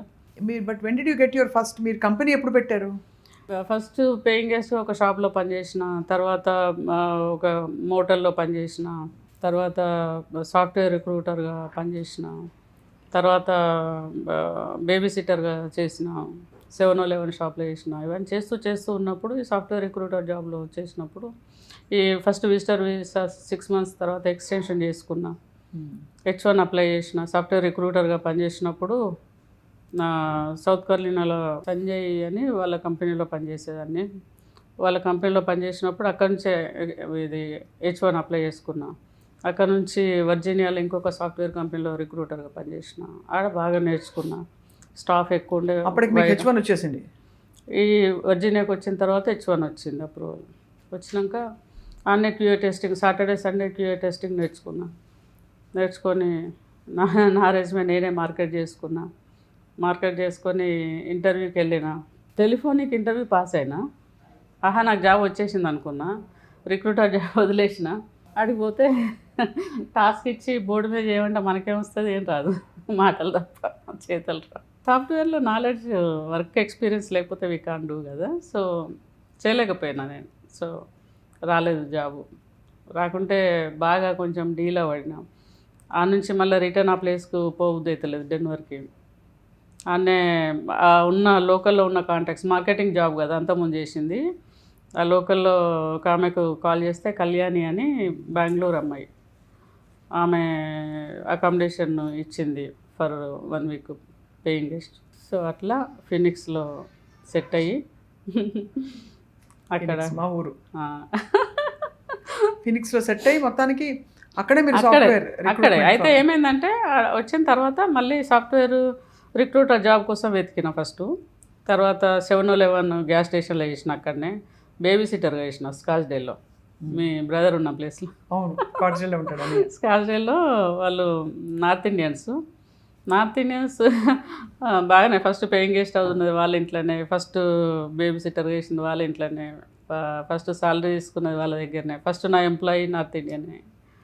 అట్లా కనెక్ట్ అయింది. సో నేను వాళ్ళ ఇంట్లో బేబీ సిట్టర్గా చేసినప్పుడు నాకు పిల్లల మీద బాగా మనసు మళ్ళీంది. పిల్లల్ని ఇక్కడ వదిలేసిపోయినా కదా అప్పుడు. అవునవును. సో ఇండియాకి వద్దామని చెప్పి ప్లాన్ చేసి H1 వచ్చింది కదా, H1 స్టాంపింగ్ ఇండియాకి వస్తే కాదని చెప్పి మెక్సికోకి వెళ్ళిన. అదే అప్పట్లో అలా చేసేవారు అందరూ. మెక్సికోకి వెళ్ళి ఆడ స్టాంపింగ్ అయిన తర్వాత 1 వీక్ లోపల ఇండియాకు వచ్చేసిన ఫస్ట్ టైం. అయితే I believer, I'm strong believer.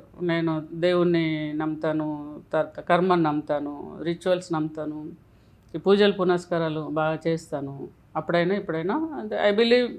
నాకు ఒక పంతులు ఉండే ఈడ రామప్ప టెంపుల్లో పనిచేస్తారు తను.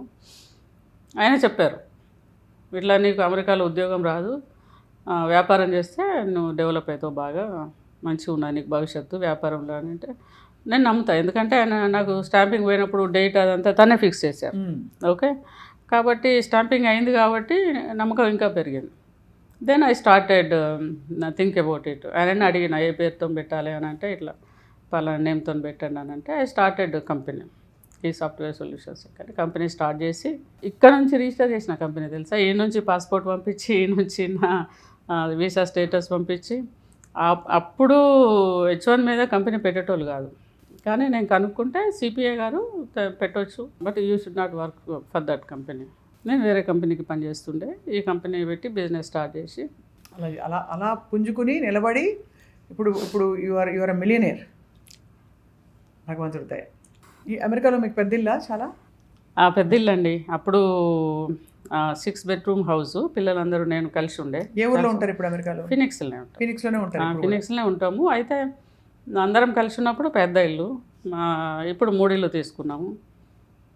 2 ఇల్లు పెద్దవి, ఒకటి చిన్న ఇల్లు. సో ఆ పెద్ద ఇల్లు ఆడపిల్లలు పిల్లలిద్దరు.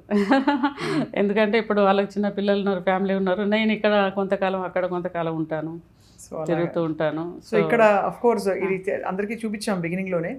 జ్యోతిరెడ్డి గారిని ఇన్వైట్ చేయడానికి కొంపల్లిలోని వాళ్ళ ఇంటికి మనం వెళ్ళాము, సుమన్ టీవీ నుంచి ఇన్వైట్ చేయాలని చెప్పి. సో అది చూసారు మీరు ఆల్రెడీ బిగినింగ్లో. సో కొంపల్లిలో ఉంటూ అక్కడ అమెరికాలో మీకు ఒక ఇల్లు ఉంది. అండ్ ఇప్పుడు కానీ విశేషం ఏంటంటే, ఇంత అలసిపోయాక ఎవరైనా అబ్బా ఉన్న సంపాదించుకునే డబ్బులన్నీ ఎంజాయ్ చేద్దాము, ఊర్లు తిరుగుదాము, చక్కగా వేరే వేరే దేశాలకు వెళ్దాము, కిట్టి పార్టీలకు వెళ్దాం, ఫ్రెండ్స్తో ఎంజాయ్ చేద్దాం, ఇట్లా ఉంటుంది. మీరేమిటి మళ్ళీ సేవలో పడిపోయారు. చాలా సోషల్ వర్క్ చేయాలి, ప్రజల మధ్య ఉండాలి, కష్టపడే ఆడపిల్లలకి మహిళలకి చాలా చేయూతనివ్వాలని ముందుకు వచ్చారు. ఇది ఏమైందంటే, నేను ఎక్కడో ఏం లేకుండా పెరిగిన కదా, ఇండియాకి వచ్చినప్పుడు ఫస్ట్ ఆర్ఫన్ హోమ్స్కి వెళ్ళిన. ఒక 42 homes విజిట్ చేసిన ఇయర్ ఆఫ్ 2010లో చేసి.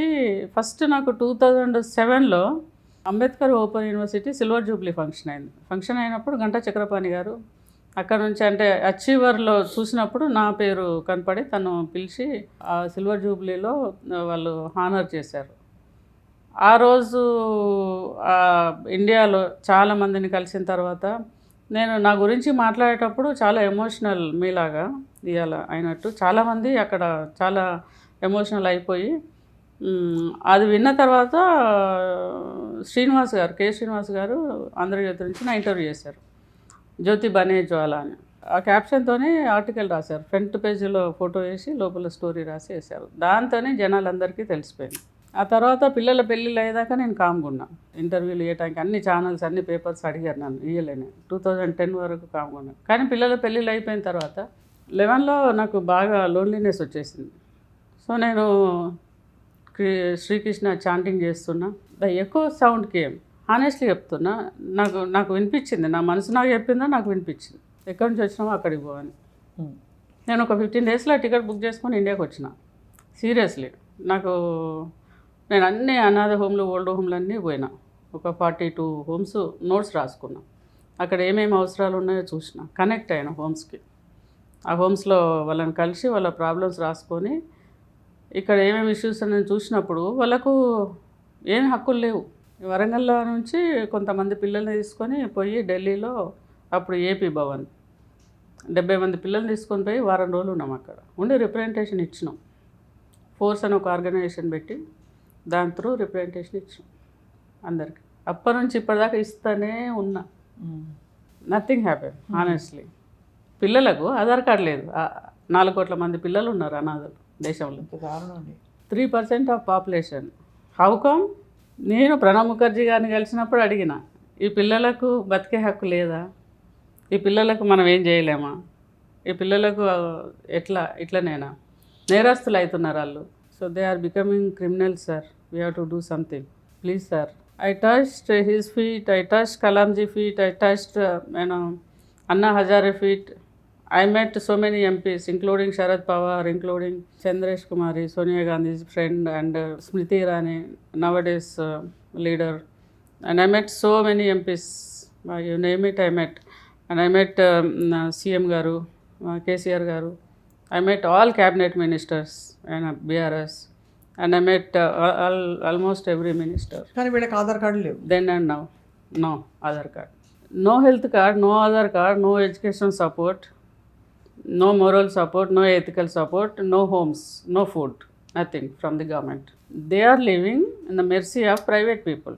And all private hostels are there in Telangana and anywhere. I went so many states, even other states, even other countries. అక్కడ కూడా అలా లేదు. లేదు అట్లా ఎక్కడ లేదు. రీసెంట్గా యూపీలో ఎక్కడో పార్షియల్గా ఆధార్ కార్డు కొన్ని ఎంక్వైరీ చేసి ఇస్తున్నారని తెలిసింది, కానీ నాకు అది కూడా దొరకలేదు. నేను రీసెంట్గా కలిసింది రాజమౌళి గారి ఫాదర్ని, విజేంద్ర ప్రసాద్ గారు. కలిసి సార్ ఇట్లున్నది పరిస్థితి అని చెప్పి నేను డాక్యుమెంటేషన్ అంతా చూపిస్తే తను వెంటనే పవన్ కళ్యాణ్ గారి పిఏకి కాల్ చేశారు. కాల్ చేసి ఇట్లున్నది పరిస్థితి, ఈ అమ్మాయి ఇట్లా అక్కడనే పెరిగింది కాబట్టి ఆమె ప్రాబ్లమ్స్ అని తెలుసు, అర్థమవుతుంది, సో అది చూడండి అని చెప్పారు. ఎంత మీరు ఎందుకు పట్టించుకోవాలి చెప్పండి. మీరు పడ్డ కష్టానికి మీరు మీ గురించి బాధపడుతూ ఉండిపోవచ్చు. నేను ఆ రోజు నాకు అలా అయింది ఇలా అయిందని. ఇప్పటికి కూడా మీరు ఎంత విజయం సాధించినా గాయాలను పక్కన తోసి మన అవసరం ఉన్న పిల్లలు ఎంతమంది ఉన్నారు, మన అవసరం ఉన్న వ్యక్తులు సమాజంలో ఎన్ని సమస్యలు ఉన్నాయని ఆలోచిస్తున్నారు కదా, అది హ్యాట్స్ ఆఫ్ అండి. నాకు ఇట్లనే చేయాలని అనిపిస్తుంది. అక్కడ 5 స్టార్ హోటల్లో పోయి బర్త్డే పార్టీ చేసుకుంటే ఓ $1000 $2000 ఖర్చు అవుతాయి. ఓకే, అందరూ క్లాప్స్ కొడతారు, కేక్ కట్ చేస్తారు, తినిపిస్తారు, కానీ అక్కడ ఆనందం రాదు నాకు. I feel happy. ఇక్కడ పిల్లలతోనే నేను కేక్ కట్ చేస్తాను. అదే హోమ్లోకి పోయి ఎక్కడెక్కడ పిల్లలు ఉంటే వాళ్ళని నేర్కొని వచ్చి అక్కడ వాళ్ళతో సెలబ్రేట్ చేసుకుంటాం. అక్కడ సంతోషం వస్తుంది. ఆ పిల్లలకు అమ్మ నాన్న తెలియదు కదా, వాళ్ళు కట్ చేయరు కదా, వాళ్ళకి తెలియదు కదా సెలబ్రేషన్. సో వాళ్ళతో ఉన్నప్పుడు సంతోషం వస్తుంది. అంటే సంతోషం అంటే చాలా రకాలు ఉంటుంది స్వప్న. కొందరు తింటే ఎంజాయ్ చేస్తారు, తాగుతూ ఎంజాయ్ చేస్తారు, తిరుగుతూ ఎంజాయ్ చేస్తారు. నాకు ఇదే సంతోషం. నాకు ఇళ్ళనే సంతోషం కనిపిస్తుంది.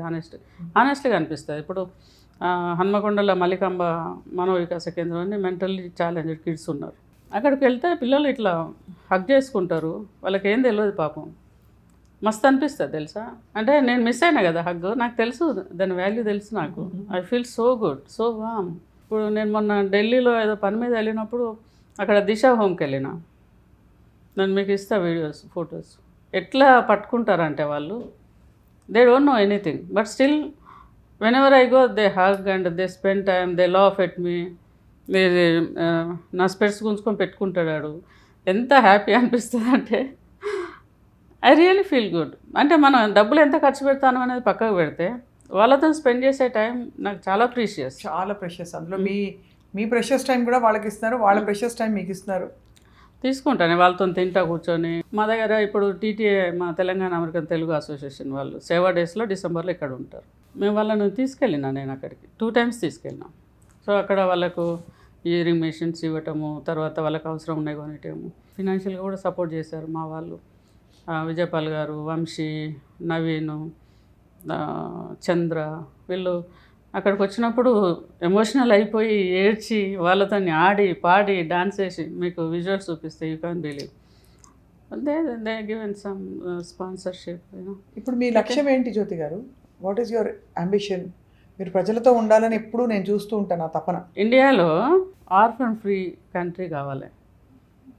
కావాలంటే ఏం చేయాలంటే ఆర్ఫాన్స్ని కంప్లీట్గా ఎరాడికేట్ చేయలేం నిమిషంలో, గంటల్లో, రోజుల్లో. ఇప్పుడు నారీ శక్తి అని, మహిళా శక్తి అని మోదీజీ చాలా చేస్తున్నారు కదా, అట్లనే అనాథ శక్తి అని ఎందుకు చేయకూడదు? ఎవరు లేని వాడికి నేనున్నానని వచ్చి ముందుకు వచ్చే పరిస్థితిలో ఉండాలి. ఉండాలి కదా. అంటే ఇప్పుడు మరి వాళ్ళకు ఓటు హక్కు లేదని పట్టించుకుంటలేదా? గవర్నమెంట్ ఎందుకు పట్టించుకుంటలేదు? ఇగో దీనికోసం ఫైట్ చేస్తా, అదేమన్నా కానీ, ఎంత అన్నా కానీ. ఎక్సలెంట్ అండి. అసలు అలాగే ఆదివాసులకి మీరు వాళ్ళకి చదువు కోసం, అలాగే ఇక్కడ ఎంపవర్మెంట్ ఇది కూడా ఏమైందంటే లాస్ట్ సమ్ ఇయర్స్ నుంచి ఓపెన్ యూనివర్సిటీలో నాకు అది లైఫ్కి బ్రిడ్జ్ అదే కదా నా కెరియర్కి. ఓపెన్ యూనివర్సిటీ డిగ్రీ లేకపోతే ఇంత దూరం రాదు నా లైఫ్. అంతకుముందు 10th స్టాండర్డే కదా. ఏదైనా చేయాలని ఉండే. గంటా చక్రపాణి గారు మా గురువు, పుష్ప చక్రపాణి గారు ప్రొఫెసర్, తను కూడా అక్కడే పనిచేస్తారు. I was keep on asking from many years. రీసెంట్గా ఒకసారి వాళ్ళు సమత అని ఒక ప్రోగ్రామ్ కింద కొన్ని డిఫరెంట్ చేస్తున్నామని చెప్పారు. చెప్తే నేను యూఎస్ నుంచి వచ్చి వెళ్ళి యూనివర్సిటీలో 2-3 మీటింగ్స్ అయినాయి మాకు. అండర్స్టాండింగ్లో నాకు వాళ్ళు చెప్పింది ఏంటంటే, ఆదివాసీలు తెలంగాణ నుంచి అన్ని ప్లేస్ల నుంచి ఇంతమంది ఉన్నారు, వాళ్ళకు మీరు సపోర్ట్ చేస్తామని అంటే బాగుంటుంది అంటే. డెఫినెట్గా నాకు రూరల్ ఏరియాకు చేసుడే ఎక్కువ ఇష్టం. డెస్టిట్యూట్ మెను, తర్వాత ఆర్ఫన్స్, లేకపోతే సపోర్ట్ లేని వాళ్ళు, లేకపోతే ఫినాన్షియల్గా లేని వాళ్ళు, రూరల్ ఏరియా అంటే ఇక్కడ ఉన్న వాళ్ళకి కొంచెం అవేర్నెస్ ఉంటుంది కదా, వాళ్ళకి అసలే ఉండదు. వాళ్ళు వచ్చి చదువుకుంటే బాగుంటుందని ఆలోచించినప్పుడు and they got very good admission. Last 1 year నుంచి ఎక్సైజ్ చేస్తున్నాం దీని మీద. So finally we got 377 students including transgenders. మొత్తం దగ్గర 400 అంటే 378 మంది 378 మంది ట్రాన్స్జెండర్లు ఆదివాసీల్లో చాలా మంది. ఎక్కడ కర్నూలు నుంచి, వరంగల్ నుంచి, రూరల్ ఏరియాస్, ఆదిలాబాద్ నుంచి, నిర్మల్ నుంచి, మహబూబ్నగర్ నుంచి, కార్నర్ ఏరియాస్ నుంచి వాళ్ళందరినీ ఐడెంటిఫై చేసి చదివిస్తున్నారు మీరు. స్టార్ట్ అయింది ఎడ్యుకేషన్, వాళ్ళు అడ్మిషన్ తీసుకున్నారు. ఇప్పుడు మొన్న ఇక్కడ ఒక ప్రోగ్రామ్ చేసాం 14th రోజు యూనివర్సిటీలో, ఓపెన్ యూనివర్సిటీలో. చక్రపాణి గంట గారు యూనివర్సిటీ నుంచి ఆర్గనైజ్ చేశారు. ఓపెన్ యూనివర్సిటీలో గవర్నర్ గారు వచ్చారు. ఫస్ట్ తను తెలంగాణకు వచ్చిన తర్వాత ప్రతాప్ శుక్ల గారు వచ్చారు, గవర్నర్ గారు వచ్చారు ఆ ప్రోగ్రామ్కి. పిల్లలంతా వచ్చారు. గవర్నర్ చేతుల మీదుగా చెక్కులు ఇప్పుడు ఫస్ట్ అయితే ఒక 2,000 వాళ్ళ ఎంపవర్మెంట్ అంటే వాళ్ళ అవసరాల కోసం ఇచ్చాం, చెక్కులు ఇష్యూ చేసినాము. ఎంత గొప్ప జీవితాన్ని 378 మందికి. సో స్టార్ట్ చేసినాము. 3 years రెస్పాన్సిబిలిటీ అది. సో డిగ్రీ ఎగ్జామ్ రాసినాక మళ్ళీ అంటే వాళ్ళు డ్రాప్ అవుట్ కాకుండా ఉండడానికి financial support. And mean while if they want to do any training they can do training and they enter in to the job. 10,000-20,000 వస్తాయి కదా, అవి సంపాదించుకుంటూ కంటిన్యూ చేయాలని. సో ఎక్కడ స్టాప్ కావద్దు, డ్రాప్ అవుట్ కాకుండా. ఈ 3 years ఫస్ట్ జనరేషన్ వీళ్ళు చదువుకునేటోళ్ళు. ఇప్పటివరకు వాళ్ళ ఇంట్లో డిగ్రీ చదివిన వాళ్ళు లేరు. సో దేవుని దయ వల్ల ఈ అవకాశం దొరికింది కాబట్టి. ఎంత గొప్ప జీవితాన్ని మీరు మలుచుకున్నారు. ఎంత కష్టపడినా కూడా ఓడిపోలేదు, ఓడిపోకూడదని చెప్పి ఒక ఎగ్జాంపుల్గా నిలిచారు జ్యోతి గారు మీరు. అయినా నేను ఓడిపోలేదని ఎంఎస్కో పబ్లిషర్స్ వాళ్ళు బుక్ పబ్లిష్ చేశారు. వల్లీశ్వర్ గారు ఎడిట్ చేశారు, నేను రాసిన. చాలా ఇన్సిడెంట్స్ ఇప్పుడు మీకు చెప్పని చాలా ఉంటాయి, చెప్పేంత అవకాశం ఉన్నాయి. కొన్ని ఇన్సిడెంట్స్ చెప్తే చదివి చాలామంది ఇన్స్పైర్ అయ్యి, కాకపోతే యూనివర్సిటీలో చదివేటోళ్ళైనా, పాలిటెక్నిక్లో లెసన్ ఉన్నది అది చదివేటోళ్ళైనా, డిప్లొమా కోర్సెస్లో ఉన్నది అది చదివేటోళ్ళైనా, ఈ బుక్ చదివేటోళ్ళైనా డెఫినెట్గా పర్సనల్గా అయితే కరేజియస్గా తయారవుతున్నారు. అది నాకు బ్లెస్సింగ్. చాలామంది birthday gift, marriage day gift, ఈ ఎమోషనల్గా ఏమైనా ఇష్యూస్ ఉన్నప్పుడు కూడా చాలామంది పోలీస్ ఆఫీసర్స్ చెప్పారు, మా దగ్గర పెట్టుకొని వాళ్ళు వచ్చినప్పుడు ఇష్యూస్తో వస్తారు కదా, వాళ్ళ దగ్గరికి వచ్చినప్పుడు ఈ బుక్ ఇస్తాం చదువుకొని మళ్ళీ రమ్మని చెప్పి. నాకు అదే మాట కమలాసన్ రెడ్డి గారు చెప్పారు, అదే మాట మా దగ్గర నుంచి డిఎస్పి గారు, మా వరంగల్ డిఎస్పి గారు చెప్పారు, కాళిదాస్ గారు, సిఐ గారు చెప్పారు, అదే మాట ఏసీపీ గారు చెప్పారు, అదే మాట సిపి గారు చెప్పారు. సజ్జనార్ గారి దగ్గరికి పోతే కూడా గుర్తుపట్టిల్లు జ్యోతిరెడ్డి అని. అంటే my journey is an example for courage, అంతే కదా, ఇన్స్పిరేషన్. Okay, first courage. అంటే కష్టాలు వస్తాయి పోతాయి, రాకుండా ఎట్లుంటాయి. నేను లాస్ట్ టైం మీకు ఇంటర్వ్యూలో చెప్పిన, 100 సార్లు చచ్చిపోయినాక 101 సార్లు లేచింది జ్యోతిరెడ్డి. ఫీనిక్స్ బర్డ్ అని స్టోరీ కూడా రాసిల్ నాది నమస్తే తెలంగాణలో. ఫినిక్స్లో ఉన్న కాబట్టి ఫినిక్స్ బర్డ్ అంటే 7 times ఇంకోటి అది అది పడి లేస్తుంది కదా పైకి, యాషెస్ నుంచి మళ్ళీ అక్కడిక్కడ కూడా కాదు, నిప్పులో నుంచి మళ్ళీ పుడుతుంది కదా. సో అదే జ్యోతిరెడ్డి గారు, జ్వాలగా మారింది జ్యోతి, అసలు అది కూడా అద్భుతం కదా. తను ఎట్లా రాశారు కే శ్రీనివాస్ గారు. మీరు ఎంత బ్లెస్డ్ అంటే మీరు పడిన కష్టాలన్నిటికీ అక్కడ చిన్న బుజ్జిపిల్ల హార్ఫనేజ్లో ఉండే ఆ బుజ్జిపిల్లని ఎత్తుకుని వచ్చేయాలని ఉంది నాకు ఆ జ్యోతిని. అలా చూస్తే ప్రతి స్టేజ్లో మిమ్మల్ని వచ్చి ఇలా హత్తుకుని తీసుకొచ్చుకుని మిమ్మల్ని చూసుకోవాలని అంత ప్రేమ కలుగుతోంది మీ మీద జ్యోతి గారు. నాకే కాదు, చూసే ప్రేక్షకులందరికీ.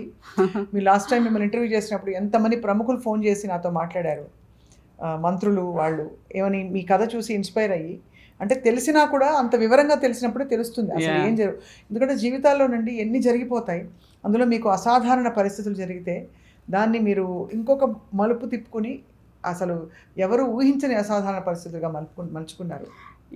చాలా అండి. ఎక్కడ అయినా కూడా అక్కడే తప్పకుండా ఇంటర్వ్యూ చేసినప్పుడల్లా ఇంకొక పెద్ద ఛానల్ వచ్చి చేయటం. ఇప్పుడు తమిళ్లో ఉన్నది బుక్, ఇప్పుడు కన్నడలో ఉన్నది, ఇంగ్లీష్లో ఉన్నది, వేరే లాంగ్వేజెస్లో కూడా చాలా ట్రాన్స్లేట్ అవుతుంది. ఇప్పుడు హిందీలో, గుజరాతీలో అవుతుంది, ట్రాన్స్లేట్ అవుతుంది. It is like a different journey. It is like everyday ఒక లెసన్, ఎవ్రీడే ఒక ఛాలెంజ్, ఎవ్రీడే ఒక థింగ్. తప్పకుండా చాలాసార్లు బెండయ్యే పరిస్థితులు, చాలాసార్లు భయపడే పరిస్థితులు, చాలాసార్లు చచ్చిపోయే పరిస్థితులు, చాలాసార్లు ఇబ్బంది పడతాం, ఆన్సర్ దొరకదు, ముడుచుకొని పడుకొని లేవకుండా ఉంటాం, భయం వేస్తుంది, తెలీదు ఏం చేయాలో తెలీదు, ప్రెషర్ ఉంటుంది. సమాజం తట్టుకోవాలంటే చాలా కావాలి, నాట్ ఈజీ. పైసలు ఉంటే సరిపోదు, చాలా విల్ పవర్ ఉండాలి, ధైర్యం ఉండాలి. ఒక స్త్రీ నెట్టుకు రావాలంటే so much we need. Hats off to you అండి, అసలు hats off hats off hats off మీకు శతకోటి నమస్కారాలు. Not easy. అది ఎట్లా అంటే ఎవ్రీడే ఛాలెంజ్. అంటే చాలీగా అని ఇంట్లో పడుకుంటే ఏముండదు ఇబ్బంది. నేను అట్లా కాదు కాబట్టి జడ్జ్ చేస్తూ ఉంటారు, ఇష్టం ఉన్నట్టు ఇబ్బంది పెడతారు. కానీ లక్ పార్ట్ ఏంటంటే నా విషయం వస్తే డిస్కరేజ్ అవ్వాలి చేయలేదు నన్ను సొసైటీలో. చిన్నప్పటి నుంచి చిన్న స్టేజ్ నుంచి కూడా నేను వత్సలాదేవి గారి దగ్గర, సూపరింటెండెంట్ దగ్గర ఉన్న తర్వాత చిన్న చిన్న ఉద్యోగాలు చేసిన, ఇబ్బందులు అయినాయి. ఫైనాన్షియల్గా లేము కాబట్టి ఇన్సల్ట్ చేస్తారు, ఇజ్జత్ తీస్తారు, దీని ముఖం దీంతో ఏమవుతుంది అంటారు, అటు పోగానే బూతులు తిడతారు, ముందట మంచిగా మాట్లాడతారు. ఇవన్నీ తెలిసినా కూడా తెలియనట్టు నటించాల్సి వస్తుంది. మళ్ళీ తెల్లారి వాంతోనే పని ఉంటుంది కదా. కరెక్ట్. వాడు తిడతాడు గలీజ్గా, తెల్లారి నా కర్మగాలి అక్కడికి మళ్ళీ వెళ్ళాల్సి వస్తుంది. But still okay until I'm done that. I can do it. I acted like I did not know anything. I acted like I know everything. Same person. అంతమందికి, చాలామంది ఆడవాళ్ళకి పరిస్థితి ఉంటుంది. అయ్యో అందరికీ అండి, అది ఇదైతే కామన్ సమస్య, చాలా మందికి ఉంటుంది. పాపం పిల్లలు ఎట్లా తట్టుకుంటారో అనిపిస్తుంది నాకు. మీ పిల్లలు అదృష్టవంతులు. ఇట్లాంటి ఒక వీర వనిత, ఒక వీర మహిళ, మనకి సాధికారతకి పరాకాష్ట మీరు జ్యోతిరెడ్డి గారు. మా పిల్లలు నాతో పాటు కష్టపడ్డారండి. పాపం నేను ఇక్కడ లేనప్పుడు 2 ఏళ్ళు హాస్టల్లో ఉన్నారు, శ్రీ చైతన్యలో ఇంటర్మీడియట్ చదువుకున్నారు. ఇంటర్ తర్వాత ఇంజనీరింగ్లో PRRMలో జాయిన్ చేసినా కానీ మళ్ళీ 19 years లోపల నాతో పాటు గ్రీన్ కార్డ్ వాళ్ళకు కూడా రావాలని అంటే they have to be there in America. So before that I have to pull them. So నేను తీసుకెళ్ళి అక్కడ అండర్గ్రాడ్ చదివించిన. అండర్గ్రాడ్ చదువుకునేటప్పుడు కూడా పాపం ఇక్కడ తెలుగు మీడియం చదువుకున్నారు. వాడు ఇంగ్లీష్ కోపప్ చేసుకోవాలంటే మామూలు విషయం కాదు, చాలా హార్డ్ వర్క్ చేసారు వాళ్ళు. కానీ 22 సంవత్సరాలకే పెళ్ళిళ్ళు చేసి ఇద్దరికి 22కి జాబులు చేసి దే సెటిల్ దెమ్ సెల్ఫ్. వాళ్ళ చేతులు అలా నెత్తిలో పెట్టి. భారతీయులేనా? భారతీయులే. కరీంనగర్ ఒక అబ్బాయి డాక్టరు, ఇక్కడ హ్యాబిట్స్ నుంచి ఒక అబ్బాయి SAP manager. And both are technically very high profiles. మా అల్లుళ్ళు నా కొడుకులు లెక్కనే. ఇక మీ ఇంటికి మీరే మహారాణి. ఎట్లా అంటే అస్సలు ఇప్పటి వరకు ఇన్ని సంవత్సరాలు అయినా కూడా ఒక్క చిన్న పొరపొచ్చా నా ఈయంపురాలతో కానీ, ఫ్యామిలీలతో కానీ, నా అల్లుళ్ళతో కానీ అందరూ మంచిగా ప్రేమగా ఉంటారు. నా బిడ్డలు, నేనేమంత కనబడంత యంగ్ కాదు, నాకు 4 గ్రాండ్ చిల్డ్రన్. ఎవరికి తెలియదు, ఇంకా నాకు ఆ చిన్నపిల్ల కనిపిస్తుంది. నాకు ఒక మనవడు, 3 మనవరాళ్ళు. అందరూ యువర్ ఎ బ్లెస్డ్ సోల్ జ్యోతి గారు. పిల్లలంతా కూడా చాలా ప్రేమగా ఉంటారు. అందరూ మమ్మీ అని పిలుస్తారు. నాకు నా పిల్లలు గుర్తొస్తే మీకు కొత్త అధ్యాయం మొదలైంది జ్యోతి గారు. మీ సమాజానికి మీ సేవలు, మీ స్ఫూర్తి అవసరం. ఇది మీ అవసరం కాదు, మీ జీవితం మీకు సపోర్ట్ ఇవ్వాల్సింది ఇచ్చేసింది. మీరు నిలబడ్డారు. మీరు అసలు మామూలుగా నిలబడలేదు, రాజ్యం చేస్తూ నిలబడ్డారు. కాలేజీలలో పోయి నేను కలిసిన అండి పిల్లల్ని, కలుస్తూనే ఉంటా ఇప్పుడు కూడా. నేను పోలీస్ డిపార్ట్మెంట్ని అడ్రస్ చేశాను, అడ్వకేట్స్ని అడ్రస్ చేశాను, అగ్రికల్చర్ పీపుల్ని అడ్రస్ చేశాను, నర్సులను అడ్రస్ చేశాను.